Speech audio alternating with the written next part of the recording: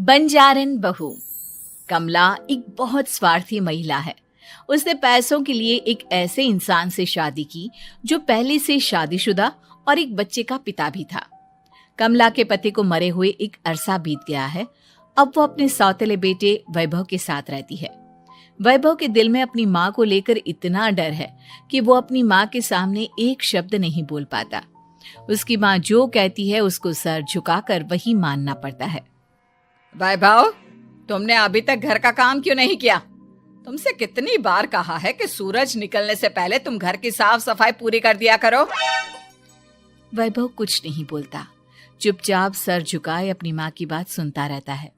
तभी पास में खड़ा नौकर सुखराम कहता है, मालकिन, वैभव बाबा को रात से तेज बुखार है, इसलिए वो सुबह जल्दी उठ नहीं पाए। उनके बदले मैं घर की साफ सफाई कर देता हूँ। इसे कोई बुखार नहीं है। मैं इसे अच्छी तरह से जानती हूँ। ये सब काम न करने के बहाने हैं। सुखराम काका, बोल दो इसे, सारे घर का काम यही करेगा।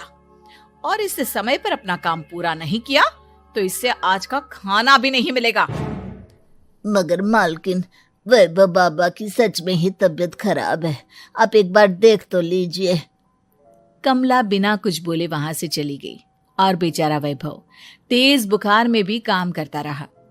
कमला वैभव की शादी एक ऐसी लड़की से कराना चाहती थी जो अनपढ़ हो और कमला से इसी तरह डरे जिस तरह वैभव डरता है, ताकि वैभव की सारी जायदाद और धन दौलत उसकी मुट्ठी में रहे। लेकिन आज के जमाने में ऐसी लड़की मिलना मुश्किल है। कमला कार में यही सब कुछ सोचती जा रही थी कि तभी रास्ते में, अरे ड्राइवर, तुमने कार क्यों रोक दी? और ये इतना शोर कैसा? मैडम, आगे कुछ बंजारों का खेल चल रहा है, इसलिए भीड़ लगी है। मैं अभी भीड़ को साइड में करवाकर कार निकालता हूँ। ड्राइवर भीड़ को साइड करके कार निकालने की कोशिश करने लगा कि तभी कमला की नजर रस्सी पर चल रही एक फुलवा नाम की बंजारन पर पड़ी। क्यों ना मैं इस बंजारन की शादी वैभव से करा दूं? ये तो अनपढ़ लग रही है, मेरे पैरों तले दबकर भी रहेगी। मुझे अभी इसके माँ बाप से बात करनी होगी। ये सोचकर कमला ने उन बंजारों से बात की और उन्हें शाम को अपने घर बुलाया। फुलवा के माता पिता वहां उसे लेकर आ गए। उन्होंने इतना आलीशान घर पहले कभी नहीं देखा था। अच्छा हुआ आप लोग आ गए।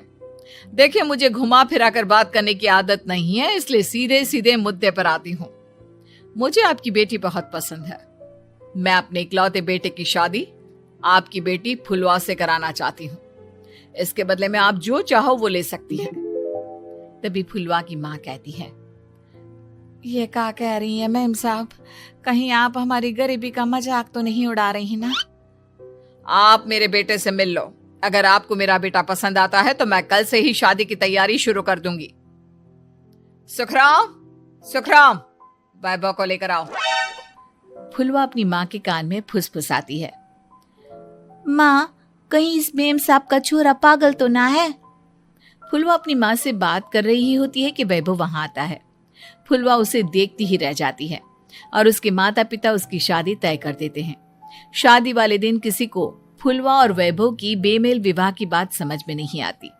फिर भी एक औरत कमला से पूछ ही लेती है, कमला जी, आपने अपने इकलौते बेटे की शादी देहाती गवार से क्यों करा दी? ये बंजारन आपके घर की बहू बनने लायक तो नहीं है। कम से कम अपने स्टेटस का ही ख्याल कर लिया होता। बहू तो अपने टक्कर की लाती, आपने तो बंजारन को ही बहू बना लिया। अब कमला को समझ में नहीं आ रहा था कि इस बात का क्या जवाब दे। वो कुछ देर चुप रही और सोच समझ कर कहती है, बहन जी, आपको तो पता है आजकल के बच्चे किसी की बात कहाँ सुनते हैं। मैं तो अपनी बहू एक पढ़ी लिखी और अपनी सोसाइटी की ही ढूंढ रही थी। लेकिन मेरे बेटे ने मेरे सामने इस बंजारन को लाकर खड़ा कर दिया। बोला कि मैं शादी करूंगा तो इसी से। अब भला मैं क्या करती, मुझे अपने बेटे के सामने झुकना ही पड़ा। कमला की ये बातें सुखराम भी सुन रहा था। उसने ये सारी बातें वैभव को जाकर बता दी। काका, मैं तो फुलवा को जानता भी नहीं, फिर माँ मेरे बारे में झूठ क्यों कह रही है? अरे बेटा, तुम कितने भोले हो, तुम्हें कुछ भी नहीं पता। तुम्हारे पिता अपनी सारी संपत्ति तुम्हारे नाम करके गए हैं। तुम्हारी माँ नहीं चाहती कि यह संपत्ति तुम्हें मिले, इसलिए उन्होंने तुम्हारी अनपढ़ लड़की से शादी करवाई ताकि तुम्हारी तरह वो भी अपने हक के लिए आवाज ना उठा सके। सुखराम काका, मैं क्या करूं, आप ही बताओ। माँ के सामने आते ही मेरे हाथ पैर कांपने लगते हैं। मैं माँ को कुछ भी नहीं कह पाता। वे दोनों बात कर ही रहे थे कि अचानक कमला वहां आ गई। कमला को देखकर दोनों घबरा गए। तुम दोनों फिर कभी बातें कर लेना, अभी फेरों का समय हो गया है, चलो जल्दी आओ। इस तरह फुलवा और वैभव की शादी हो गई। अगले दिन कमला ने फुलवा को बुलाया और उसे नसीहत देने लगी। देख बंजारन, तुझे मैंने अपनी बहू बना तो लिया है, लेकिन तुझे इस घर में आंख कान मुंह बंद करके रहना होगा। घर का काम कर और अपने पति से मतलब रख, समझी? कमला का ऐसा रवैया फुलवा को बिल्कुल समझ में नहीं आया। उसने वैभव से इस बारे में बात की। सुनिए ना, माँ जी ने जिस तरह मुझसे बात की मुझे अच्छा नहीं लगा। शादी से पहले तो वो मुझसे बहुत अच्छे से बात कर रही थी, लेकिन शादी के बाद उन्हें क्या हो गया? तुम ज्यादा मत सोचो, जैसा माँ कहती है वैसा ही करो। ये कहकर वैभव वहां से चला गया। अगले दिन वैभव को घर के नौकरों की तरह काम करता देख फुलवा को बहुत हैरानी हुई। फुलवा ने इस बारे में सुखराम काका से बात की तो सुखराम काका ने फुलवा को सारी बात बता दी। अब फुलवा को समझ में आ गया कि उसकी सास ने एक बंजारन को बहू क्यों बनाया। एक दिन वैभव घर का काम कर रहा था, तभी उससे कांच की प्लेट टूट गई। किसने गिराई ये कांच की प्लेट? वैभव को वहां खड़ा देख कमला ने छड़ी से उसे मारना शुरू कर दिया। उसके पैर में कांच चुभ गया और खून बहने लगा, लेकिन फिर भी कमला उसे मारे जा रही थी। ये देखकर फुलवा ने कमला के हाथ से छड़ी छीन ली और तोड़कर फेंक दी। बंजारन, तेरी इतनी हिम्मत, तूने मेरे हाथ से छड़ी छीनी? कमला फुलवा को थप्पड़ मारने ही वाली थी कि फुलवा उसका हाथ पकड़ लेती है। ओ सस माँ, मैंने मॉम की गुड़िया ना समझ लियो। बंजारन, ईंट का जवाब पत्थर से देना जानती हूँ। आज के बाद मेरे या वैभव जी के ऊपर हाथ उठाने की सोचियो भी ना, समझी ससु माँ? ये कहकर फुलवा वैभव को लेकर वहां से चली गई। उसने वैभव के पैर पर पट्टी बांधी, उसके आंसू पोंछे। वैभव ने पहली बार किसी के दिल में अपने लिए इतना प्यार महसूस किया।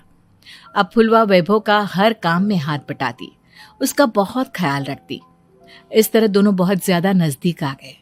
वहीं दूसरी ओर कमला सारी जायदाद अपने नाम करने की साजिश करने लगी। और एक दिन, वैभव, जल्दी बाहर आओ।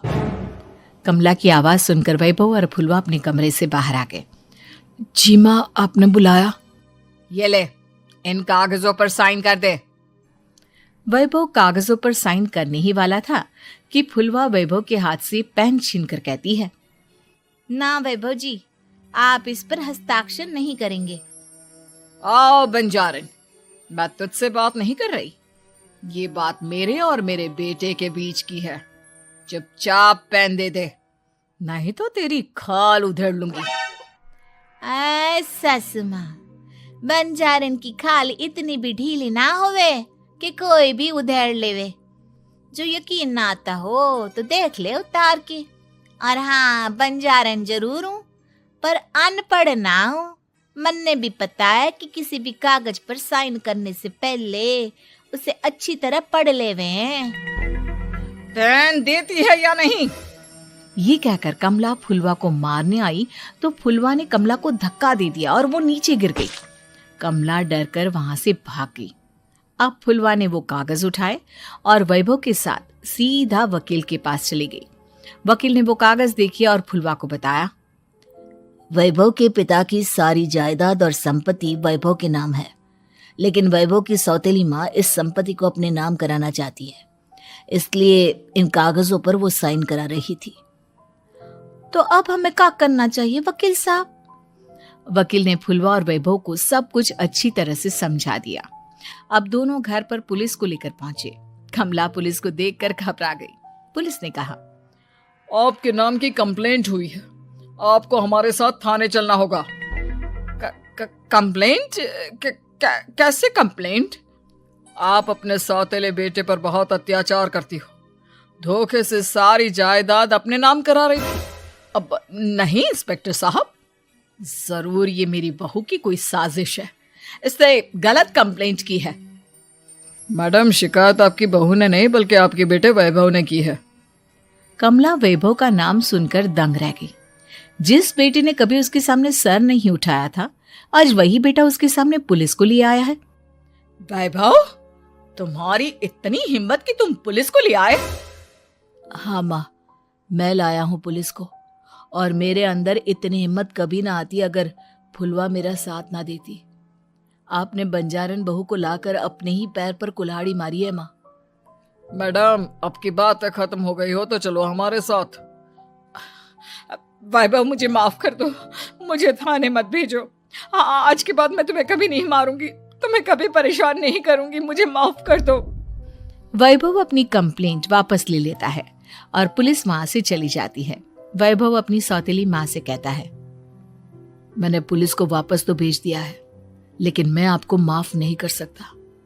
आपने बचपन से आज तक कभी मेरे सर पर हाथ नहीं रखा, हमेशा मुझे मारती रही, नौकरों की तरह बर्ताव करती रही। आप इस घर में नहीं रह सकती, चली जाइए यहां से। कमला घर छोड़कर चली गई और सड़क किनारे खड़ी होकर सोचने लगी, काश मैंने वैभव को माँ की तरह प्यार किया होता तो आज मैं इस तरह से बेसहारा ना हो जाती।